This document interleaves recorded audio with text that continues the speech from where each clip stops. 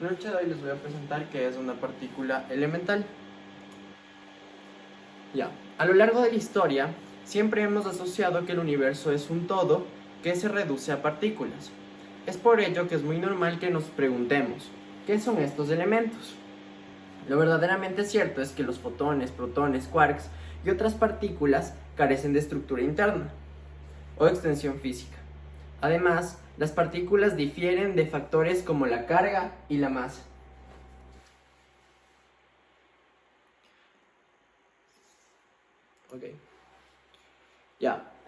Ahora vamos a hablar de las partículas elementales como tal. La idea de la partícula elemental puede abordarse de diversos ángulos, que sorprendentemente suelen ser disparejos. Estos se dividen desde la definición en términos de excitación de un campo hasta un enfoque puramente matemático, basado en grupos de simetría.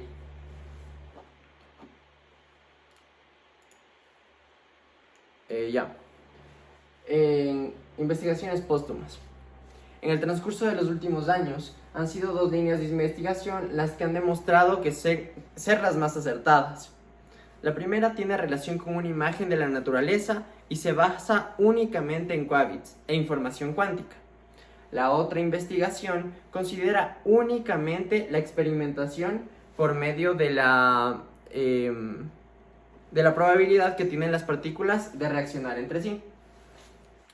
Ambas probabilidades parecen poseer una estructura que los físicos siguen tratando de descifrar.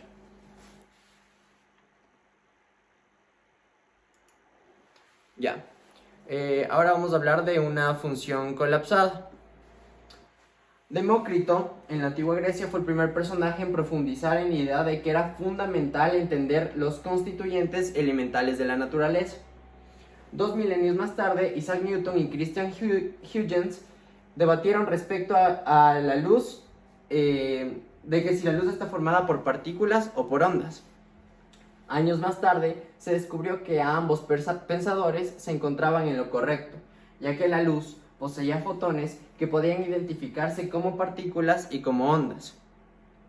Esa es la teoría sobre qué es una partícula y por qué se limita a ello. Esto dio origen a la teoría de la dualidad de onda y partícula. En los años 20 del siglo pasado se descubrió a través de la mecánica cuántica que estos fotones y otros objetos cuánticos se definen en términos abstractos como funciones de ondas. Estas funciones de ondas son entidades matemáticas dependientes del tiempo en el que codifican la probabilidad de que una partícula demuestre unas probabilidades u otras. En base a esta línea investigativa, se deduce que una partícula es una función de onda colapsada, como se puede ver en el ejemplo, en base a la posición en el espacio-tiempo. Y bueno, aquí en este caso es un plano tridimensional y en este es un plano dos-dimensional. Esta es la teoría sobre qué es una partícula y se limita a ello. Los científicos aún no han encontrado los medios para explicar de manera certera realmente qué son las partículas. La excitación en un campo cuántico. En los años 30, los físicos, al revisar la imagen, se percataron que los fotones en conjunto formaban una sola función de onda, ya que estos se propagaban por la acción de campos eléctricos y magnéticos. Es entonces que fueron identificados patrones matemáticos en medio de la estructura de estas ondas, como lo explica Ellen Quinn, física de la Universidad de Stanford. Ellen Quinn decía que una vez que codificamos las pautas matemáticas establecidas, las matemáticas tienden a tornarse predictivas. Como se puede ver aquí en el ejemplo, se ve el mundo clásico y el mundo cuántico, en donde ya se da un avance, al menos gráficamente, de lo que son las partículas y cómo estas funcionan, en relación justamente a la acción de campos magnéticos y eléctricos. Como se puede ver aquí, la unión de las partículas existe y nuevamente se difiere en la idea de que son ondas las que permiten transmitir la información entre estas partículas.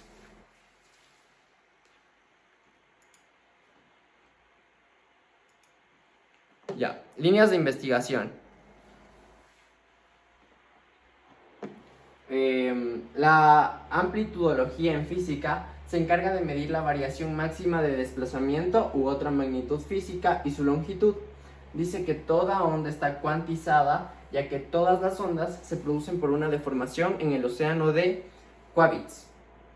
Todo lo que existe en el universo no solo incluye partículas, sino también el espacio-tiempo en el que éstas reposan. Debemos recordar que el espacio-tiempo, como fue explicado en el gráfico anterior, es aquello que recubre nuestro universo y es esa capa que permite que justamente sea flexible y gracias a las partículas que justamente serían el elemento más importante dentro de nuestro universo. Todo lo que existe en el universo no solo constituye partículas, sino también el espacio-tiempo en el que éstas reposan. Nuevamente repito esta idea, justamente para hacer énfasis al espacio-tiempo. La idea de investigación basada en Quabitz y la amplitudología parecen contradecirse y a la vez complementarse, ya que abordan complejos conceptos.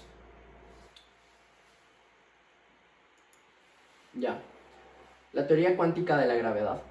Seguramente la gravedad cuántica posee una estructura matemática, pero conocemos tan poco de ella que descifrarla por ahora es prácticamente complicado. Es complejo conocer una teoría cuántica de la gravedad.